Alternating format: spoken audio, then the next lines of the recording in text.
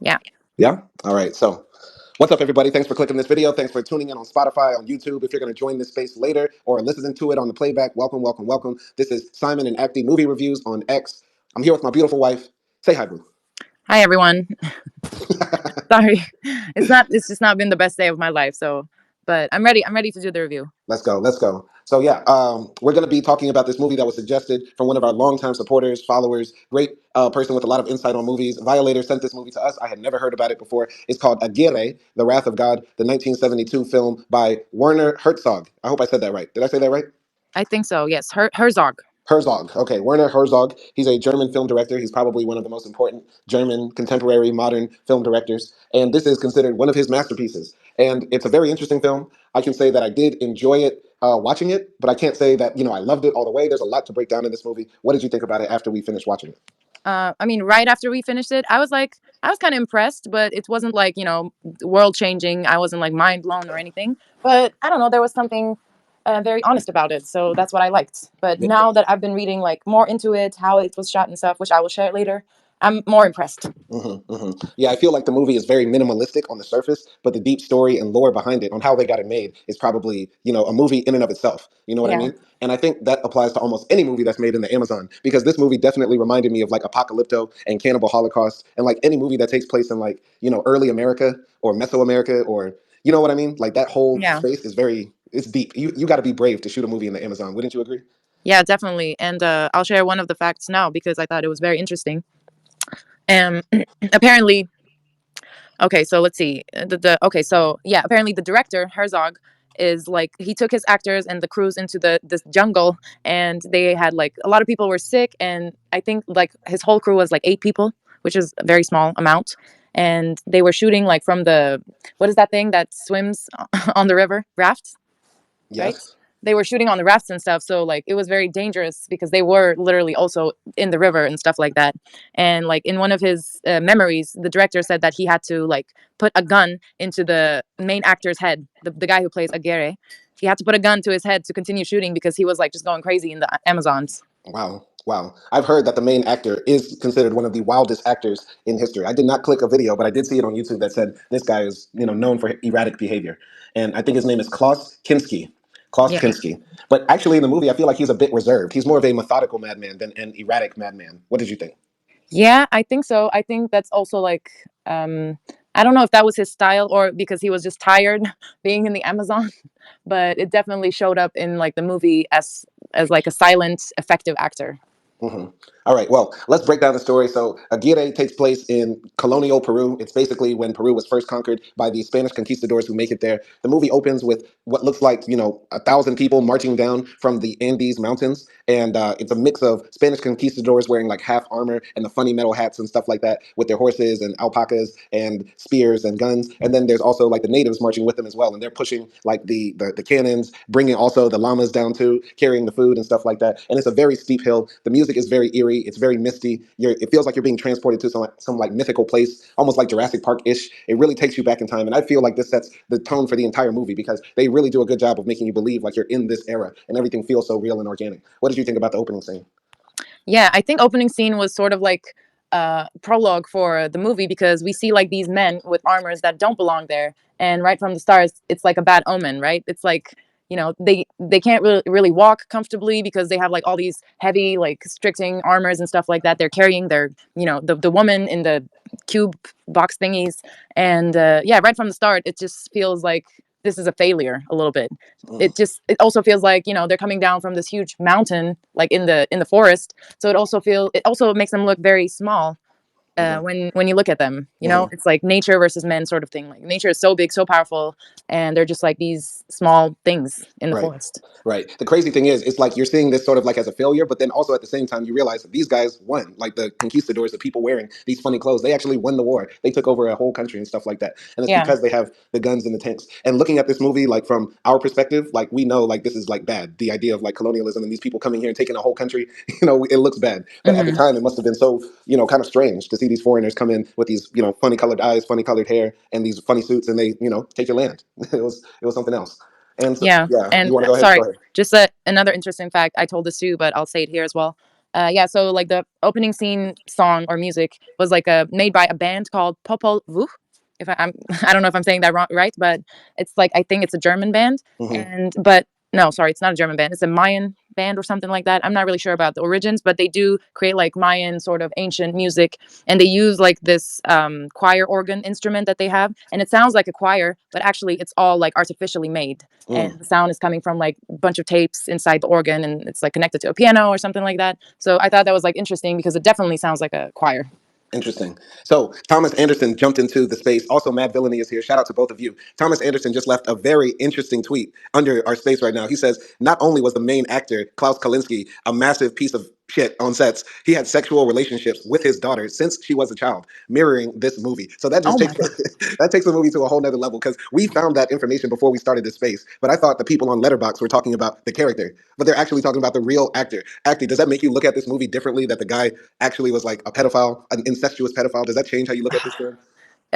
It doesn't change the way I look at this film. Definitely changes the way I look at the actor because Mm, now he can never be like great in my head. mm. But I knew it. Like I told you the first second, like in the first 10 minutes or something. I said to Simon like this guy definitely has relationships, like sexual relationships with his daughter, and I meant Mm. in the movie, not the real actor. And then at the end of the movie, we did learn that he wanted to like have a family with his daughter to create a pure kingdom or something like that. Wow. So yeah, like I got that vibe. I wouldn't have guessed that was real, which is crazy Mm. and gross.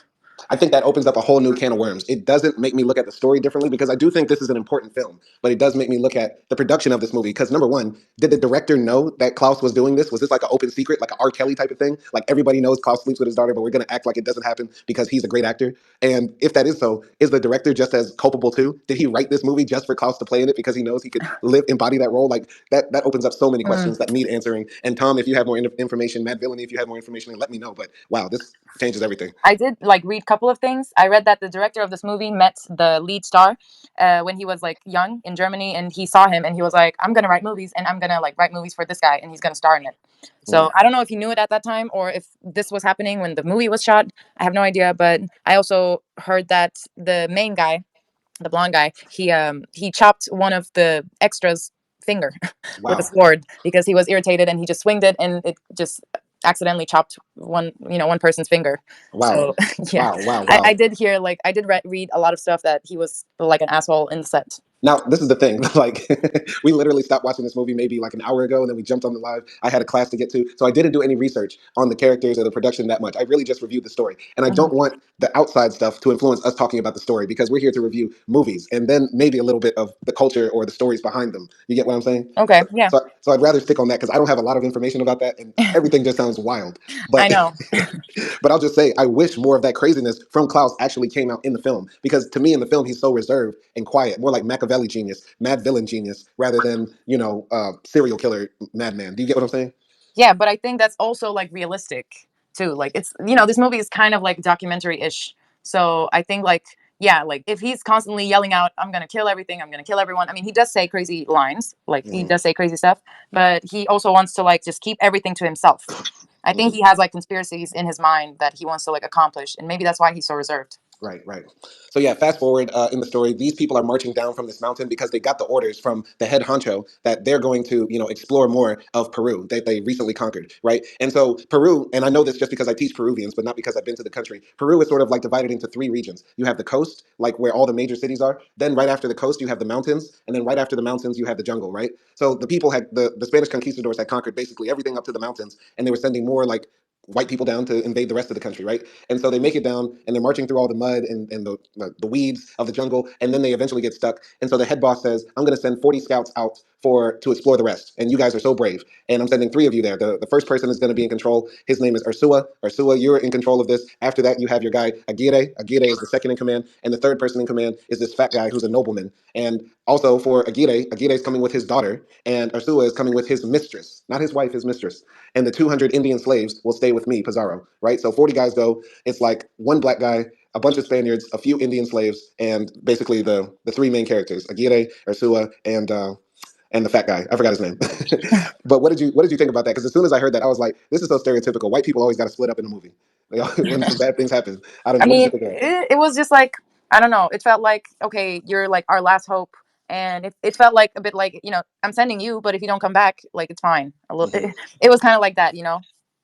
Yeah, yeah. It just seemed a bit crazy to me. But I mean, when you're exploring the jungle, I mean, somebody has to do it, you know.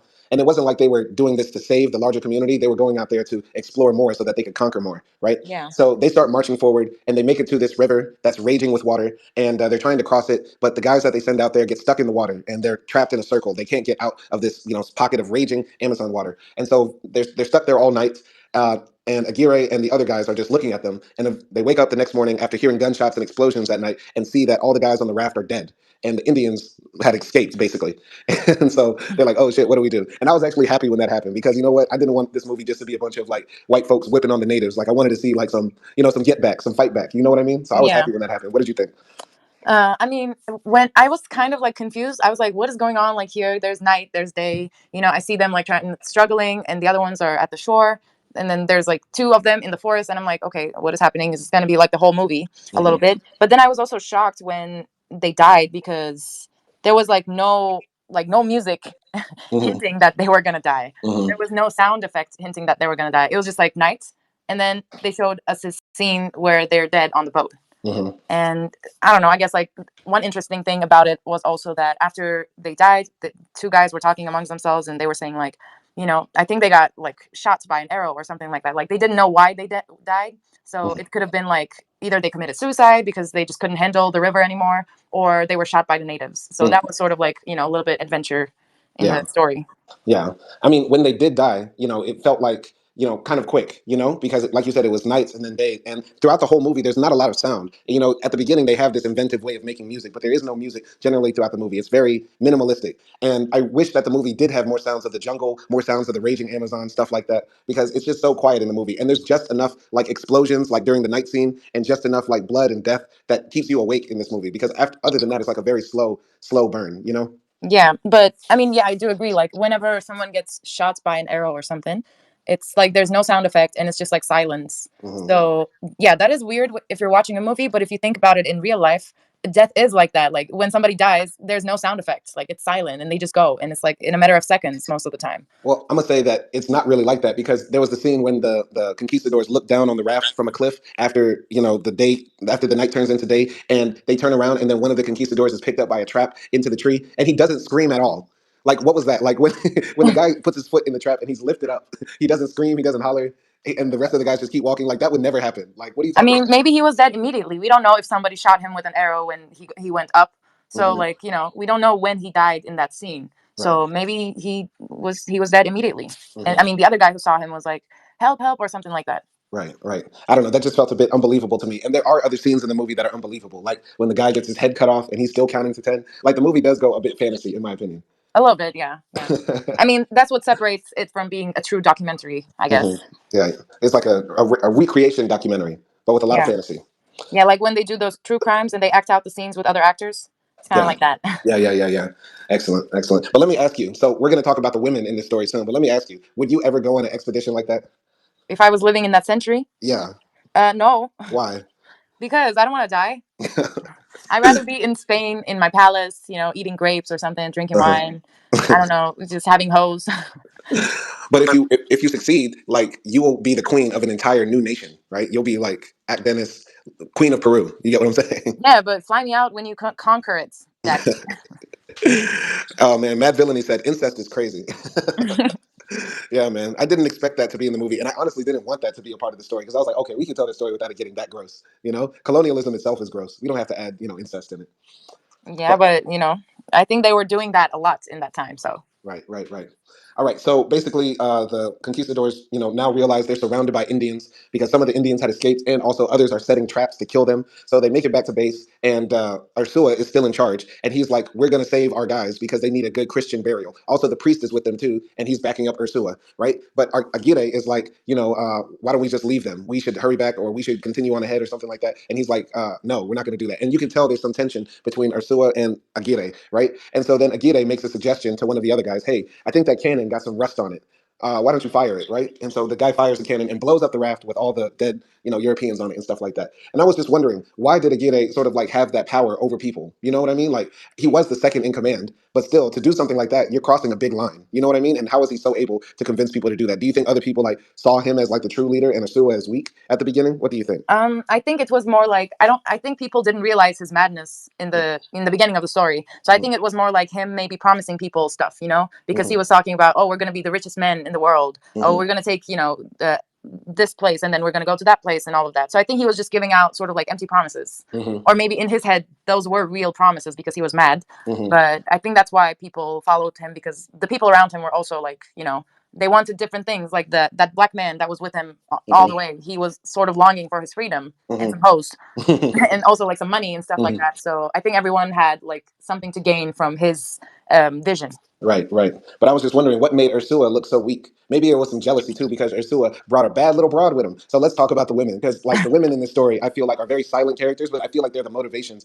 for some of the characters. Like Ursula seems to be very close to his mistress, right? And Aguirre is definitely close to his daughter. But the other guys there, don't have any women and stuff like that. And the other guys are like kind of forced to like carry these girls and take care of these girls on the journey too. And maybe they felt like it's not fair for Asua to have a hoe with him, to have his broad with him, Meanwhile, Aguirre might seem more noble because he actually has his daughter with him or something like that. So maybe there was some of that going on. I don't know. What do you think? Yeah, maybe. I guess, like, I mean, they are the men in charge. Like, they are the generals, or kings or whatever. Hmm. So, and the other ones are soldiers. So obviously they're not allowed to have their hoes with them. Hmm. But I don't know. Like, did you ask what made Aguirre weak or Ursula weak? I forgot. I'm thinking about Ursula weak because the way people turn on him, there is Aguirre like bringing up the fact, he's going to bring them riches, he's going to make them conquerors, he's going to make them all kings, and they'll I be think I swimming in think gold.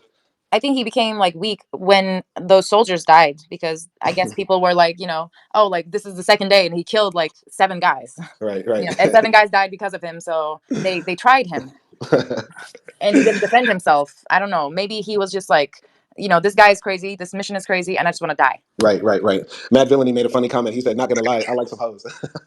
The comment section right now under this space is crazy. The people are funny. But yeah, another thing that I think is crazy though is I think overall the Indians were putting the people into a trap because at the beginning of the movie we sort of skipped over that. It says now that the conquistadors have conquered Peru, the Indians, in a way to get rid of them, have told them about the city of El Dorado, right? And if you don't know, El Dorado was always this mythical city made of gold that does not exist. And many, many Spanish conquistadors wasted their entire lives wandering through America looking for this city of gold. And all the Indians would tell them keep going this way, keep going that way, just so that they wouldn't be invaded and stuff like that. So I think that's what it's like a bigger irony that's sort of like lost in this movie because we sort of get trapped into Aguirre's madness. But the overall madness is Pizarro and all of them together for looking for a city made of gold. You get what I'm saying? Yeah, yeah. I mean, we'll get into like the history of it at the end of the review, but Mm-hmm. yeah, like it's like pirates looking for a hidden treasure, like that Mm-hmm. concept, pirates looking for a hidden treasure from a treasure map and stuff like that. That's so like funny to us and not Mm-hmm. real at all. And Right, right, I felt that's how I felt about their quest a little right. bit, even though it actually happened. Right. All right. Well, I guess we'll fast forward then. So just blowing through the story a bit. So basically, Aguirre has a mutiny. He gets all the guys on his side and says, "Yeah, we're going to continue to go down the river.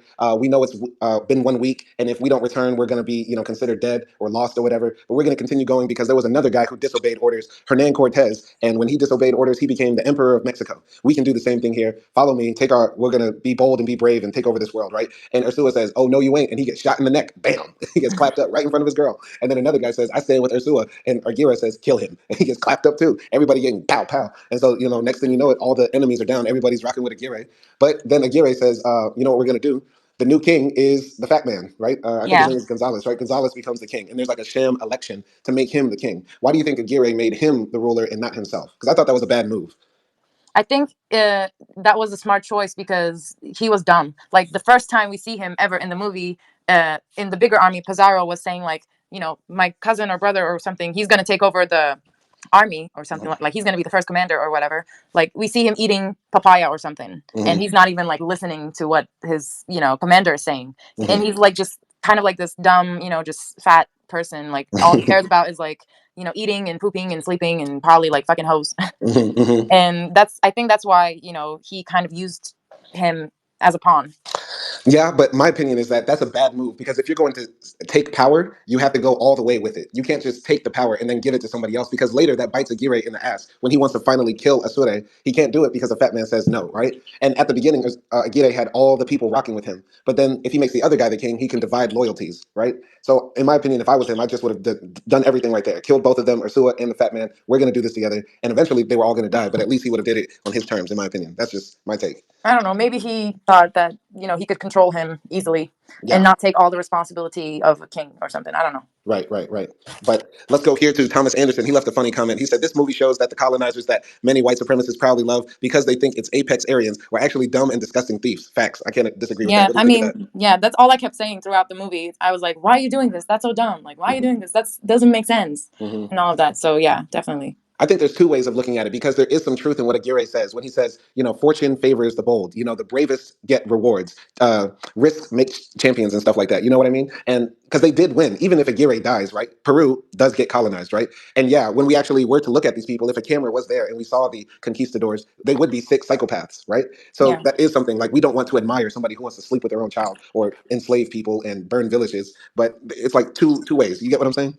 yeah. No, I get it, but there's like a very thin line Hmm. between being brave and being like mad or Yeah. being like totally driven by your, just selfishness of or hunger for power. Hmm. Hmm. So I Yeah. think that was like what Aguirre was. He wasn't brave, really. He was just like so into himself Hmm. and his hunger of power. Yeah, the movie definitely has overtones of like, Lord of the Flies or other movies where there's characters who are just so pompous and believe they're so smart and great that they can do anything. So Aguirre definitely embodies that. Thomas Anderson said, Aguirre is a timeless character. Today he's Donald Trump. What do you think of that? Yeah, a lot of Aguirres today. There are a lot of Not them. only Donald Trump, a lot of them. Would you compare him to Erdogan or no? Yeah, A little bit? yeah. Yeah. All right. Moving on with the story. So Aguirre, he created the Fat Emperor, and he's got his boys rocking with him. He wants to execute Ursua, but that doesn't happen because they have a trial for Ursua, and they find him guilty of wanting to do something. I forgot exactly. Right? What was it? No, yeah. Ursua was guilty of like killing somebody in prison. Do you remember What? exactly? Didn't No, he? Didn't he already? Wasn't he already convicted? there was somebody in jail, right? And I believe Ursua was in jail, and they tried to convict him for giving money to like the Indian Oh slaves. yeah, he was giving money to his slaves and stuff like that, and they thought maybe he was like an insider man, or they were like he was betraying them or something like that. Hmm. And also like his wife was also like kind, maybe not kind, but she was like good to the slaves and stuff like that. Hmm. So I think they were like just trying to make him look like a traitor. Right. Exactly. And yeah, like his wife says like, in Spain we give our servers money or Hmm. gold here Hmm. and then. So why Hmm. is it different now? But they don't really take her seriously. Right, right, right. Yeah. Very interesting, too, the loophole the emperor makes for letting Ursua live. Because he says, today is the day that in Spain we kicked out the Moors. Today is the day we celebrate the last Moor leaving the land of Hispaniola. And if you don't know who the Moors are, ironically, they were Africans who came into Spain, into Europe, and colonized their people, right?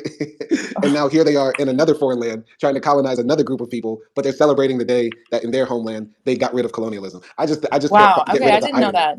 Yeah, I can't like the irony on top of irony for me is what makes it hilarious, right? Yeah. And this is the thing. I think this is an interesting topic, and it might go off on a tangent, but I have to ask you. There are people who say, colonialism of the Americas was not bad because that happens to every group of people. The Spaniards were conquered by the Africans. The Africans were conquered by the Arabs. The Japanese were conquered by the Chinese, and the Japanese conquered the Chinese. They say that conquering people is just a natural part of human society. Therefore, it's not so bad, and we need to stop crying about what happened in the Americas or to other people or to the colonization of Africa and stuff like that. What do you think about that? Just because something happens doesn't make it automatically natural or doesn't make it good or bad, I feel like. So just because death is natural, it doesn't mean we don't cry about the people who die. So I think that's just sort of like a unnecessary argument. Like, yeah, they got conquered, but I think they do still have the right to, you know, remember it and ask for reparations or things like that, so that these things do not happen again. And if they do happen, so then there are reparations for later generations and things like that. So Mhm. just because something happens doesn't make it natural or doesn't make it good or bad. Hmm. Hmm. Yeah. Yeah. In my opinion, I think all colonialism is naturally evil. There's nothing Yeah, good about it. And that's why you never hear me say, yeah, we're proud of the Moors or we're proud of the African empires that conquered all of them and we were kings and queens and all that stuff. Because there's never a good thing about, taking other people's resources, land, women, killing them for glory. I don't find anything yeah, positive in that. yeah, Uh, definitely, I agree. yeah. So Matt Villainy jumped into the comments. He said, I heard about the Moors, but didn't know they were colonizers. Interesting. I mean, by definition, yes, the Moors were a collection of Islamic, Muslim conquerors who came into Spain and tried to take it over. That's where the name Gibraltar comes from. Right now, there's a part of the UK that's at the southern tip of Spain. It's called Gibraltar. It's a piece of English territory in Spain. It comes from the man who crossed it. His name was Al Jabril, but the British didn't know how to pronounce it, so they called it Gibraltar, right? Like, but Al Jabril, I believe, means the mountain of Jabril or something like that, right? So they just changed Mhm. the name. But yeah, let's go and continue, shall we, in the story? Yeah, yeah. All right. So where exactly were we? Do you I want to pick it up? mean, yeah. So I forgot his name. Usua, was that his name? Ursula, he was the main Ursua chief at first. Ursua is tried and then he's found guilty, but the king, the new king, forgives him because it's a special day, and now he's just like basically all of his possessions are divided amongst the soldiers and stuff like that, and he's just there like a Hmm. captive or something like that. And and they build a boat and they start going down the river even further, and everyone is on the boat, and it has like a little house in it or something like that. Hmm. And what happens as they go down? Like they see tribes there, and I think like some of their men get shot along the way. Hmm. And once again, like these shots are like not very violent, or they're just like very silent, so you don't Hmm. really like react to them as you watch. And yeah, and then what I think like two natives come with a boat Hmm. on their boat, right? Well, And that's a bit too far ahead oh, because they sorry, first okay. run into like a village and stuff like that. So yeah, they're Oh, floating okay. down the river on a raft, and they're making their way down. And they have the horse, they have all their slaves, they have everything set up. And as they're floating down, they see a village on the banks of the river, and they go aboard and they make the people like there's a fire there at the village, right? Like there's a fire at that first village, and they find bananas and pigs and stuff like that at that Hmm. village. Do you remember that part? Yeah, they set the village on fire. There No, that isn't. was the second village. It was the first village that they went Oh, into. You don't okay. remember the first I don't village? remember the first village. Okay, there was the first village that they ran into where they found bananas, and you were saying, "Why are they acting this crazy over bananas?" You don't remember that? Yeah, yeah. Okay, and so yeah, when they made it there, what happened? Because I don't remember. I think when they made it there, the natives already sort of ran away, and Hmm. they were just looking at like the stuff that was left from the natives. Hmm. And again, I think like just that whole thing was sort of ironic. They were like pulling out skulls and stuff like that. They were like bones and stuff left from the Hmm. natives, and they were saying like, "Look at these cannibals. Hmm. They're so Hmm. like Hmm. like not developed, and they eat each other and things like that. While at the Hmm. same time they're pillaging this village or something." Yeah, yeah, exactly. Yeah, basically they go into the village and they find things, and then they're dictating their view of the natives there, right? And they just find a skull and call them cannibals, but they don't know what it was used for. Yeah. Maybe that's how they buried their dead. Maybe it was, I don't know, some enemy that they killed or something like Yeah. that. Oh, yeah. Like they also find like a sword or like a boot or something like that that belonged to Hmm. one of their soldiers that looked Ah, like yeah. European or something. So Yeah, yeah. So that gives the impression that maybe the natives have been killing these Europeans that have come down here before. yeah. Because there is a scene later where they like see a boat in the trees, right? So that shows like before, like the natives have been interacting with the Europeans and they found a way to fight back through like guerrilla warfare, like hit and run tactics and stuff like that.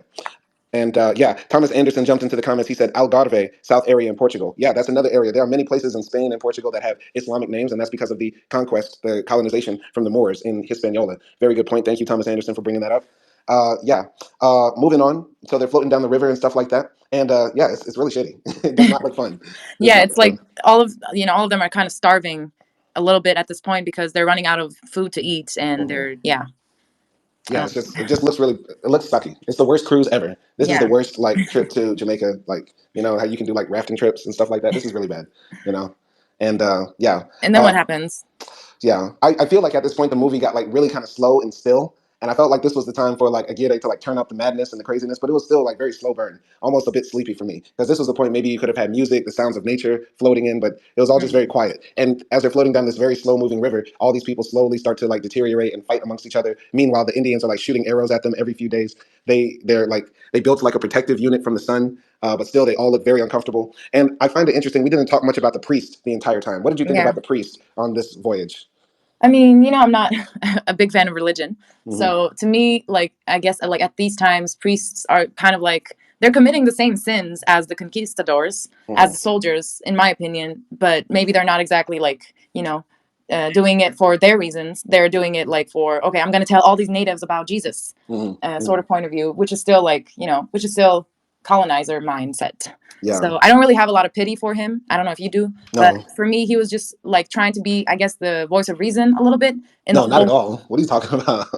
Well, he was the one who was saying like this is insane. Like people are starving. We have to go back, and he was the only person who was actually saying that. Like even the king was like, "I'm gonna go here. I'm gonna conquer there." Like nobody was actually seeing the reality of what was happening, and he was the only one who was kind of telling them something. Yeah, a little bit, but I believe he was an opportunist too, because when Ursula Yeah. was killed, he didn't, bother to say anything about it. He didn't like stand up against Aguirre when the mutiny happened at first. I thought, he was looking forward to like bringing Jesus to the natives. That was his whole motivation, and Yeah. so I didn't feel pity for him at all, and I don't feel like he was the most reasonable character. The only reasonable character generally was like the black guy, Yeah. Okello. I Okello mean, was. not reasonable to me, but like at that time, most reasonable like for them, I guess. Mhm. Like he was the only one who was trying to tell like we should go back. This is not going to work. We're dying and things Right. like that. The only characters I liked were Okello, the black Yeah. guy, the flute man who was jamming out, the little Indian flute man. He was killing the flute, and I really like that scene where Aguirre is standing next to the flute man, and he looks so annoyed and passive aggressively pissed off, and the flute man is just ripping it up. What did you think of that? Yeah, like those scenes were kind of funny. Like Hmm. they made me smile because you have like this kind of like a happy rhythm flute man, like just playing his flute, and then you have like Aguirre with his very like madman face doing Hmm. like weird faces, and he looked like Axl Rose, so that was even funnier. Yeah, we were just waiting for him to burst out like "Sweet Child of Mine" any moment. Yeah, For them to have like a solo ripoff. Like just shredding. It was very. yeah, Flute Man was cool. Also, the translator guy was cool. The guy who used to be a prince, and I thought that was an hmm, interesting. There was a conversation that happened between one of the native slaves, who I believe was a translator. He spoke the white man's language and the indigenous language, and he yeah, talks to Ursula's, mistress about hmm, who he was before. And he said, "I was a prince in my land. Nobody could even look me in the eyes. I was a king, and now they came, and I'm in chains, and I'm ashamed of myself and stuff like that." And I thought yeah. he was a very interesting character too. Definitely, definitely. Yeah, I liked him too. I also Hmm. liked like the mistress as well. Like Yeah. even though nobody took her seriously, she still said what was in her mind. Right. So I Right. was like, okay, you go, girl. Yeah, yeah. She was the only one brave enough to like stand up to Aguirre sometimes. Yeah, But yeah, like most of the women in the story are very silent. I don't even believe Aguirre's daughter says one word really. yeah, yeah. Okay, But, before moving on, just a little trivia about the flute player hmm. because he was I don't know how true this is. It was in IMDb, but Hmm. IMBD. I don't know. Anyway, he was a beggar with intellectual abilities, actually, and he was like sort of difficult to manage during the set, but they wanted to have him because he was so like pure or something. He was a crackhead. They got a crackhead. That's the way. That's how you know a movie's really real. This movie was made on a $365,000 budget. Of course, they're gonna have a crackhead extra. That sounds about right. Yo, That's the funny. crazy thing is when white folks make a good movie on a low budget, it becomes a cult classic. But when I black know. folks make like a broke ass movie, it becomes a hood classic. Are you talking about he's from the streets? I'm talking about every movie in general. When when you give white folks a shoestring budget, it becomes a cult classic. We have Pulp Fiction. You give black folks a shoestring budget, you get Friday. You get, Wow. oh man, you get I you can't get argue with Boys in the that. Hood. But Boys in for the Hood real, was good. Boys in the Hood is great. Boys in the Hood, in my opinion, is more scary than this. But no, no, no. This movie is great. I really do like this movie. But no, one thing I skipped over. We skipped over the part when they made it to the first village and they told the Negro to strip. So they tell Okello to get naked and run at the natives because if the natives got scared of a horse, they'll be scared of a naked black man, which I thought was pretty funny. I thought that was pretty funny. Hella racist. But once again, it goes to show there were probably all sorts of crazy ideas that were in the mind of the conquerors and conquistadors. Yeah, for some reason, like the conquistadors, because they were racist, they thought, okay, well, Incas might be racist too. So let's just show them a black man and let's see if they are racist. And even if they are not racist, because we come right after the black man, they're gonna be racist. Because Mm, now at this point in their head, black man is gonna be associated with like the colonizers. yeah, I yeah. don't know, like it's such a war tactic. Yeah, it's a crazy war tactic, right? It's like bringing elephants to the battlefield or something, right? Yeah. And yeah, that's actually, a lot of that is tied in truth because when Columbus came to America, he had black people with him on his boat. Every Spanish conquistador that came to America came with black folks because black folks to them were the Moors, and the Moors were great sailors, great architects, great engineers, and that sort of stuff. So these Mm, people who used to conquer Spain were actually the most adept and the most useful people to bring with you on a seafaring expedition. And I believe there was a black man named Esteban who was basically the first person to explore the interior of North America who was not from North America. He was not an mm, indigenous person, and that was a black man who was a Moor from Spain and stuff like that. So there's it was very good and bad to see that representation in this movie because it was real, yeah. but it's also sad that so many of our people were brought in bondage and chains to do that type of dirty work. You know what I mean? Yeah, yeah. But c'est la vie, c'est la vie. So moving on in the story, where are we now? I think at some point they kill I want to say Ursula. Ursula. Ursula, Well, they yes. kill Ursula once the Fat King dies. So basically, the Fat King is like getting fish pulled up straight from the river that's cooked like gourmet over fire, and he gets to eat like a hog at the dinner table and stuff like that. Meanwhile, his men are like dividing kernels of corn between each other. And so while he's eating dinner, the horse starts reacting crazy on the boat, and basically the king gets so frustrated he says, "Kick the horse off of the boat." And they let the horse, sort of drown until the horse makes it to the bank of the river and stands up. And everybody's not pissed, and they want the king dead. But they didn't know that the Okello, the black slave, put river water in the king's chalice in his cup. So they want him dead, but they don't kill him. Actually, Okello kills him. What did Yeah. you think about that? Yeah, that was pretty smart. Nobody suspected him, and he just like got rid of the king. That was Mhm. sort of useless, sort of dumb. He was just like not thinking about anyone because we said like when they throw the horse, we turned to each other and you said like why didn't they keep the horse? They could have eat the meat of the Mhm. horse, Mhm. right? And like five minutes later, they say the same things to themselves, like the soldiers. So it's like he's like just very selfish. Yeah, yeah, absolutely. Yeah, definitely. I was thinking the entire time, like, what's Okello's motive? Because he had a interesting scene where it was him, the priest, and the fat king standing together, and they were talking about their dreams of this new land that they were going to conquer. And Okello says something like, "Maybe I can even have my freedom." And the priest and the fat king look at each other, and then they continue on the conversation, like forgetting what he was talking about. But I was like, Okello, why don't you, slowly like pick off these white folks? Like, basically, you're the one in charge of the food. You're the one who's, doing all the work. You could easily like start picking them off too. Build an alliance with the Indians and stuff like that. I Hmm. thought that would have been interesting. But what did you think? I mean, yeah, maybe that was in his thoughts too. We don't know, but we definitely know like he was just trying to get his freedom, and Mm. maybe I don't know, just be like the right hand of the general and kind of slowly make his way to freedom, and maybe Mhm. even own land or something like that. Yeah, yeah. But I think it goes to show that in this new land that they're going to create, like the Americas, it's going to be conflicting interests. Like they're not coming here to create a land where everybody's going to eat and everybody's going to be happy. It's going to be a land that's, like replicating Spain, them Yeah, on top, people at the bottom. But now they want to be the lords of the land, right? They don't want to be at the bottom anymore. So, yeah, yeah, but they're still going to keep everything in place. Black slaves at the bottom, Indians up top, and then white folks ruling over everybody. So, yeah.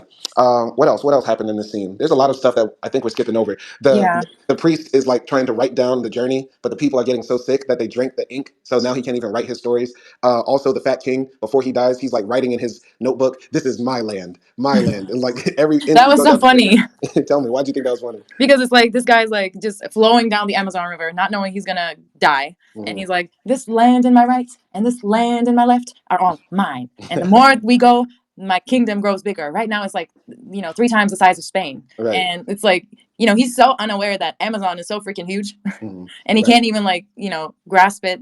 And once again, I feel like that's like just, nature versus man a little bit here Mhm. as well, Mhm. because this man is just like he sees himself so big that he doesn't realize he's just a dot in the whole Amazon. Right. And the funny thing is, Aguirre says to him, "Oh, you claim all this land. Have you found any land that can support your weight?" Like a nice little Yeah, fat joke came in there. That was a good one. little roast. Little roast, a little zinger. By the way, Matt Villainy jumped into the comments. He said Axl Rose, laughing face. Yeah, that man did look like Axl Rose. That was, I think also like, and I don't know if this was on purpose, but the idea to get a very, very blonde-haired, blue-eyed man to play this sick, twisted, incestuous fascist. I think it definitely was an allusion to like Nazism, right? The whole time I was watching the movie, I was thinking like, the main character Aguirre, played by whoever, looks like the Aryan, right? Looks Hmm. exactly like Hitler's master race, and he's a deluded man. What did you think about that? Yeah, that might be because there were times when they were showing people, and I wasn't sure if they were natives, if they were slaves, if they were, Spanish people, conquistadors. Sometimes it was like not, you couldn't really tell. Hmm. And but he was definitely like, you can tell he's, just pure like German or whatever. So Hmm. yeah, maybe that might be a reason because yeah, if you think about it, maybe like those are the people that might want to continue their race like that Hmm. because they think they're so beautiful and pure and blonde eyes, It's blonde blonde hair, eyes, blue yes, eyes. blonde eyes, blue hair. Yeah. Imagine that was the world. So yeah, I think there was definitely like a purpose of choosing him as the lead actor. Yeah, yeah. I mean, I'm not going to fault him for his looks. Maybe Yeah. he was chosen just because he was the best actor for the role. I mean, he actually slept with his daughter, so that gives some more realness to the script. But Yeah, don't need to defend him. we're not going to defend him. He's a But sex offender. yeah, big sex offender, man. Worse than Weinstein. I'm going to jump into this comment from Mad Villainy. Side note: do you think it's at all possible large groups of Africans were already in America, as Dane Calloway theorizes? What do you think, actually? Do you want to jump on that? What do you think? I mean, I don't really know anything about like the Moors or anything like that, but I don't know. I mean, like you said, if they were the ones who were like sort of sailing and they knew about sailing and things like that, it might be possible. But Mhm, I just feel also at the same time, I don't know because I feel like we would find something from that time if we mhm, can find like Incas and all of that. mhm, I feel like there would be something like holdable or showable from mhm, history, mhm. but at the same time, I can't really tell because the white folks are like just really good at destroying everything. Right, right, right. So I want to ask you: have you ever heard of Mansa Musa, actually? no, Oh, come on. I mean, you don't know Mansa Musa. I'm so bad. I just embarrassed myself. who is Mansa Musa? Mansa Musa was an African king from Mali, who was literally the richest person in human history, even still to this day. His Okay. wealth would be in the trillions of dollars if it were calculated today. He Mm. once he was a Muslim who once went to Hajj, and he went on Hajj with thousands of people, and every person on the trip was carrying kilos of gold. when they made it to Egypt, they spent so much money on gold that they caused the Egyptian economy to crash because they spent so much money. They made that much inflation happen. Damn. And that affected Egypt for like the next 10 years. That's how much money they spent. The stories go that when the Egyptians saw Africans walking into Egypt for like the next decade, they kept on thinking that all they had was gold. So they were treating them like, how white folks get treated when they go to Turkey, right? Or when white folks go to Africa, right? You get what I'm saying? Yeah, He that's made it to crazy. Hajj. He made it to Hajj, still had plenty of gold with him, made a luxurious visit to Hajj that people still talk about today, and made it back to Mali with still gold in hand. Right? That's how much money he had, or money Wow. back then, right? Now, I'm not going to say Mansa Musa is my favorite character because Mansa Musa enslaved his own people, forced them to he was like basically a warlord of his time, right? Hmm. But still, his story is somewhat inspirational because, now we don't associate wealth with black men, right? The Yeah. crazy thing is, and I hope I'm remembering this right, nobody knows where Mansa Musa died. Now, think about this. The person who was the richest man in human history, we don't know exactly where his grave is, right? The Hmm. story goes that Mansa Musa was also an intellectual who was very curious about the world. And one day he went out to the sea and said, I'm going to cross the sea in West Africa, right? And so then he, because he's rich, he can do whatever. He piles in a bunch of boats, brings a bunch of his people, and says, "See ya, guys. We're going to go across the sea. I guess we'll come back whenever." And everybody's like, "Okay, Mansa, you can do this." And Mansa sails out to sea and never returns. So Wow. of course, right across from Africa, like the closest place to from Africa is like Brazil. Like the closest place to Africa across the Atlantic is Brazil. But some people think that maybe Mansa's boat, was destroyed in a storm in the Atlantic, or maybe he did land in Brazil, but then they couldn't come back, so they eventually just stayed there and assimilated with the natives, or just were killed or died. Who knows? This is the Mm. theory some people have. And if anybody's listening to this and I got the story wrong, I do know that the person was either Mansa Musa himself or like Mansa's like son or cousin or relative, something like that. I know it was in the Mansa family, right? So I'm just putting that out there. But yeah, Okay. That's so a cool story. there are some people who do believe that Africans did make it to the Americas before Europeans. There's also people who believe that the Asians made it there too, different people, stuff like that, right? Mm. So I don't know, but Yeah, I don't want to sound like a conspiracy theorist, but we only know what they tell us. So. right. But yeah, I'm gonna jump into the comments see if anybody's got anything to add on to that. I don't know. Hold on, but yeah, actually, where were we in the story? We last talk about like the king who died. He was saying like this land is mine, and all of that, and he was like signing this paper that nobody was gonna see eventually. Hmm. Hmm. So yeah, I don't know. I do also feel like we're missing some parts, but then at the same time, their journey like along the river is kind of confusing to Hmm. tell or remember. Right. Not when you watch it, but when you're telling it. Yeah. Tell me, what was one of the things that happened on the boat that you thought was funny? I mean, we did talk about it. I did think that the fact that they have a bathroom in Hmm. the boat was kind of funny Yeah. because they could have just like peed or shit in the river, I guess, Right. because they were Right. sailing. Um, and also the king died. Like king constantly like ate and then go to the bathroom, and then he died right next to the bathroom. Like he Right. just fell down Well, next they to probably his poop or something. right. Well, they probably had a bathroom on the boat because they had ladies there. We gotta give the ladies some privacy. You know what I mean? Okay. Another thing we should talk about on the boat is when the natives came up to them. So the native, so Oh yeah. they're getting shot at by arrows every now and then. But one day, they pass by a village, and the natives are yelling, "There's meat on the boat! There's meat on the boat!" So, but before that happens, they get pulled up on by two natives who are wearing like blonde wigs. Right? The natives are sort of kind of dressing like them. They're they're not wearing blonde wigs. Yes, They're they wearing are. like their traditional like clothes. No. All right. I'll disagree with you on that. So the two natives pull up on the boat and they're wearing these straw hats that I think are purposely yellow because they saw Aguirre's yellow hair. So they come on the boat and then they say, "Our prophets told us that the sun god's children would one day come to our village with sticks that shoot fire and stuff like that." So I think that's why they were wearing the blonde wigs. Tell me what you think. I just think they were yellow skirts and like stuff around their neck. They weren't even in their like hair, and they were yellow because they were straws that were dry. So I didn't really read that much into it. No, I definitely saw that. I look at that as like the early influence of the what they're seeing happening, right? When the conquerors come, you're going to try to conquer the conqueror. You're going to try to copy the conquerors. And so they saw these people and said, let's try to be like them. And that's why they came up there very friendly, or as friendly as they tried to be. They're the only Indians that actually tried to talk to them. Mm.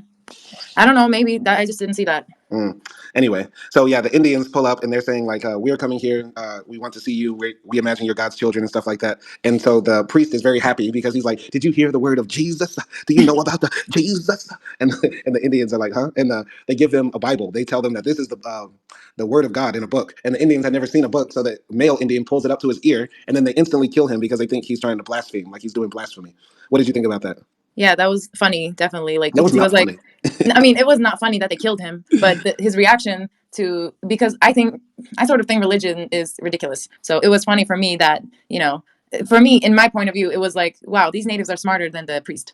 Mhm. So yeah, but he was like he put up to his ear and he was like, it doesn't make any sound. So maybe he Hmm. was thinking like, it should make some sound because in nature most things do make sounds. Hmm. So Hmm. yeah, that was just like, again, it was like weird, obviously, like colonizer mind and stuff like that. Like, it was interesting. I don't know. What did you think? I thought that was one of the saddest parts of the movie because that was their chance to show some humanity with these people. But it goes to show like even their religion is all BS because when they're trying to show them at least the good part of their culture, the colonizers part of their culture, they can't even do basic human dignity right. They just want to kill these people instead of actually trying to understand them. You know what I Yeah, mean? yeah.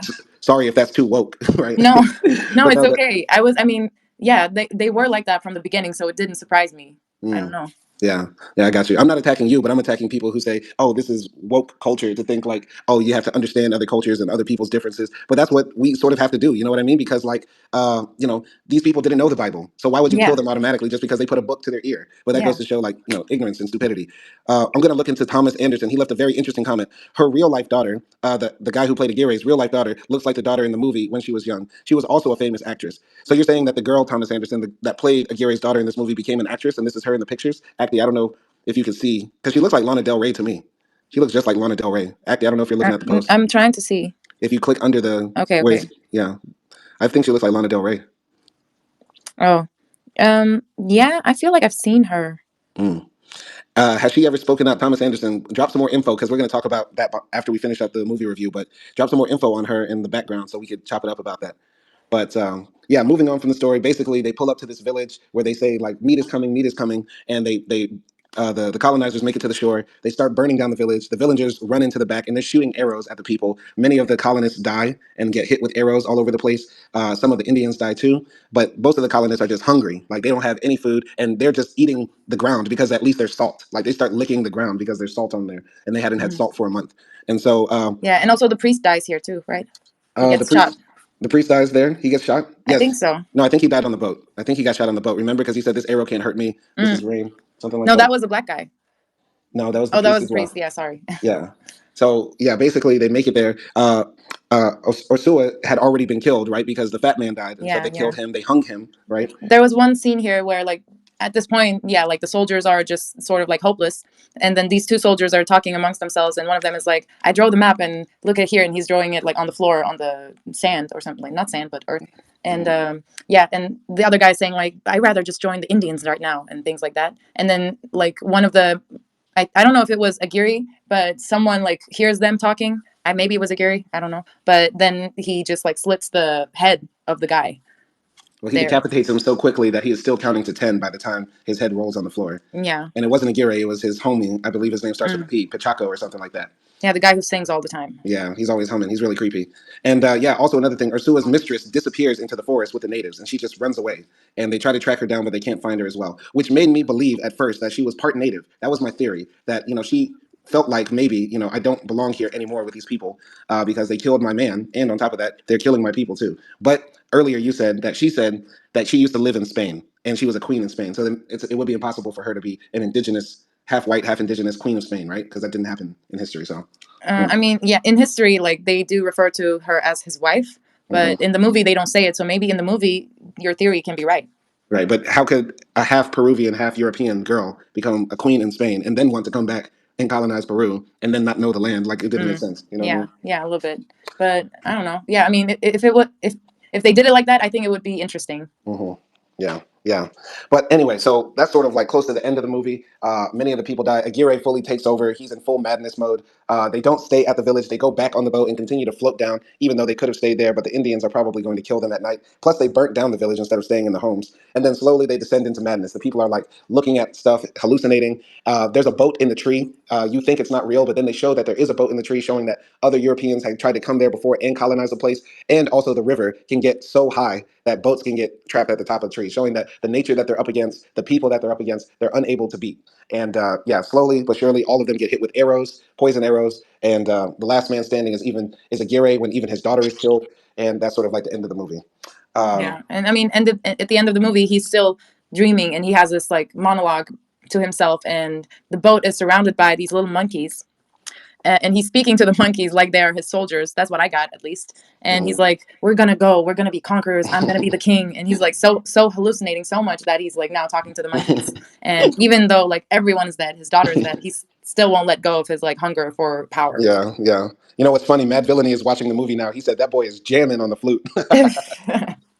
But yeah, the ending scene was pretty. I like the ending scene with the Yeah. monkeys all over the boat. Everybody's dead. Aguirre is just talking to himself, and I think the monkeys sort of symbolize like humans can sometimes be compared to monkeys in that we can be foolish, silly, petty, and all we want is what we can collect. And the monkeys are just on the boat trying to collect whatever they can find there, similar to them. Like, and they don't know how foolish they are in this world. That's how I saw it. What did you? I was thinking that, like, they're gonna be part of nature pretty soon because they're gonna be all dead and they're just gonna be like scraps to other creatures that they see so little. And once again, I guess like in my head, it was a bit man versus nature. Like, Mhm. little monkeys are gonna, I don't know, probably eat their faces or something. Yeah. So they once saw themselves so mighty, but now they're just scraps of meat. Yeah, yeah, yeah. So Thomas Anderson jumped into the comments. He said, I think that she came out in a book or interview. It started when she was a kid or preteen. It was a secret relationship. He might have had a personality disorder also. That's horrible. That's Ooh, horrific. ooh. Reminds me of like Woody Anderson. Woody, the director. He was charged Woody with like Allen. Woody Allen, not Woody Harrelson, right? No, Woody Allen, yeah. And also like Roman Polanski, that sort Hmm. of stuff, like creative pedophilic genius. Yeah, Yeah. pretty nasty. Pretty nasty. But yeah, overall, I would say that I think this is a good movie, but not a great movie. This is definitely a movie that is important for everybody to see. I think this is definitely one of like the top 50 movies I would put on a list of everyone must see this movie to really understand colonialism, white supremacy, what has created the modern world, the fallacy of the ideas that the white supremacists have that they are superior, they are greater, and that their cause is noble, how Christianity was spread around the world. There's a lot of history and a great story that's in this movie. Just for me, it's a bit slow because they don't allow sound in the essence of the movie to breathe. If you're not going to have music, at least have the sounds of nature. But it's very quiet, it's very German. When people die, there's no tears, there's no emotions showed. When Aguirre loses his daughter, that should have been like an emotional climax, but it felt no different than when somebody else died in the movie. Hmm. And there were bits of humor, parts that you laugh at, but there are also parts where you sort of cringe at as well, with some of the dialogue and how some of the characters act. But overall, it's a good movie, and I would definitely suggest people watch it. But it's not something that you would want to watch more than once, in my opinion. What did Yeah. you? I think this movie stands out with its themes also, and also like maybe a little bit with its style because it's like you said, it's cold. There's like no emotions towards death or loss or anything like that. So it's like very realistically shot. It's like a documentary-ish style. So I think maybe that would make this movie important in cinematography. And I did like the themes, because it was like this sort of madman hunger for power. What could that do to humans and what that did to us, because this is a historical piece, really. Mhm. So definitely, I really like the themes. There could be things that could have been done better, but also looking at how it was done and the time and things like that, I do think like for its time, it's still a pretty good movie. Absolutely, absolutely. I feel like this is like Cannibal Holocaust, but for kids. This is Apocalypto, but for teens. I don't know if it's for kids, but yeah, maybe you can show it like in last year of high school or university or something. No, no, I think this movie is actually kind of for kids because kids these days see much worse in like a Marvel movie, right? If we think about it, there's no rape scenes, there's no really bloody, gory murders or anything like that. It's kind of actually tame. It's just more of the tragedy overall of what the people are doing to the other people and what they're doing to themselves. I would say. Okay. Yeah. Yeah. I guess.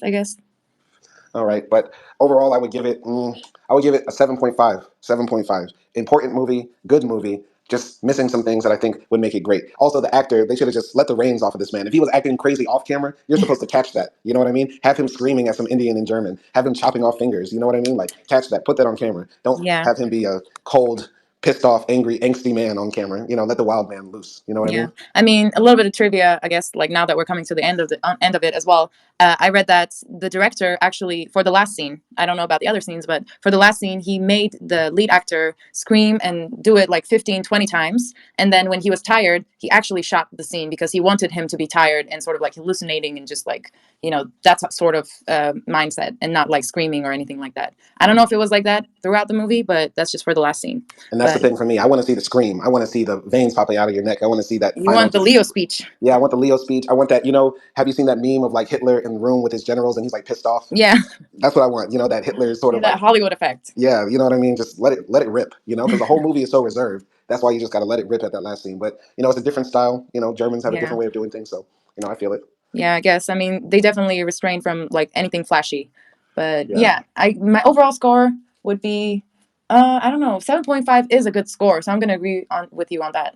Right, right. I think also, and it would be bad not to talk about this. This movie is from a German perspective of colonialism, right? And it's post Mhm. World War II, post Hitler, Nazism, all that stuff. So their take on it is that madmen create these sorts of systems, right? Create these sort of consequences, right? Sick fascists who are weird in the head, they're the ones who end up creating this sort of deluded world that we live in, right? And I really think it would be interesting if this movie was told from a Peruvian director's perspective, like a native indigenous person who's from that land, and how they would tell the same story. You get what I'm saying? Because I feel Mm. like we would have more input from the natives. Number one, it would be in Spanish or the indigenous languages. Like this whole movie's in German, which sort of makes it feel weird because, Yeah. why couldn't they? I know it's a German movie, but, Spanish would have been nice too, to add in here because they were Spanish conquistadors. So I really think this movie would have been cool with more of input from natives. This is still a movie told from the white man's perspective of colonialism. Even if they're saying that colonialism is bad and evil, I would like to see this done from the people that it affected too. You get what I'm Yeah. saying? I mean, I don't know. I don't, maybe not this story specifically, but I'm sure there are like Peruvian movies that do have the theme of like, colonialism and stuff like that. So I don't know. If anyone knows, drop it in the comments, or I don't know, Simon. Also ask your students as well, because I feel like maybe they might know. Yeah, I don't think any of my Peruvian students have seen this movie. Number one, because it's so cold. Peruvians and Latin American people like stuff with more passion, more flair. They're like Americans. Like we need to see. You got to make us feel something. You just can't have us stare at the screen like that's Yeah. sad. You know what I mean? Like Yeah. you got to feel it. So the movie lacks a bit of a soul. That's what I'll say. It lacks some oomph. Yeah. Yeah. And another trivia, it's not that important, but I just remembered. Actually, they shot this movie in English because they thought, okay, that's the language everyone can understand. And also, everyone in the crew, their only like common language was English. But the sound from the river was so much that they actually like went back and did the dubs in German. Really, it Yeah. was interesting because I was looking at some of their mouths and I was like, does it really match up? Are they like speaking different languages? Yeah. I don't know. It was a bit, Yeah, I was strange. looking at that too because it sounded a bit weird at times. It looked a bit weird at times, so Yeah, it was like actually little, like dubbed. And yeah, like like even the lead character, the guy, he wanted so much money to do the dubs for himself that another guy made it for him. So it's not his own voice. Oh wow! So the more we dig into this, the more like kind of weird flaws there are in this movie that make it work, but also make it even weirder. Then Yeah. go ahead, Aki, let loose on the trivia. Any No, trivia you have, just let it I go. This mean, is trivia time. if you think about it, maybe that was why there wasn't a lot of nature sounds in the movie because maybe it was just like so loud that they couldn't put it. That using the equipment at that time, they Right. didn't maybe have like that sort of special microphones. I understand. I understand. I just feel like at least let it ring off in the background. If you can't capture it, then like get sound effects for it because shooting in the Amazon is an experience. There's no place like it in the world, and you got to let that place breathe. Yeah, yeah, definitely. Any more trivia? No, I mean, yeah, there's one more. Let's see. So, according to the director's commentary, he paid the men who were to provide the monkeys at the end of the film only half of what they asked for, thinking they would try to run off with the money. So, he didn't want to give them the money until they actually gave the monkeys. And the dealers took the money, then sold the monkeys to someone else and prepared to fly them to Florida. And when he was desperate, the director pretended he was a veterinarian and said the monkeys didn't have their vaccination documents. And then after filming, he just released all the monkeys into the wild. Wow, that's kind of good and bad. Good and bad, yeah. Who knows if the monkeys survive? They might be zoo animals. I mean, probably he got them from like a sketchy person, since the budget was so low. Oh wow, that's crazy. That's crazy. All right. Well, anything else? No, I think that's it.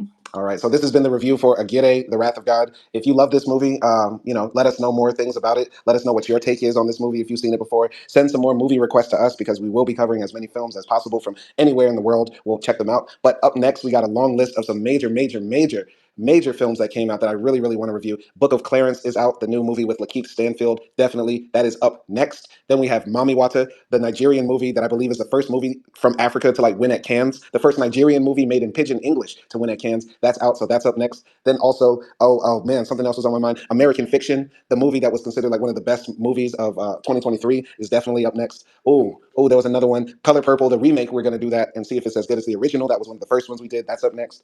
Got a lot of good stuff coming up for you. So stay tuned for AKDI and Simon on X movie reviews. And peace.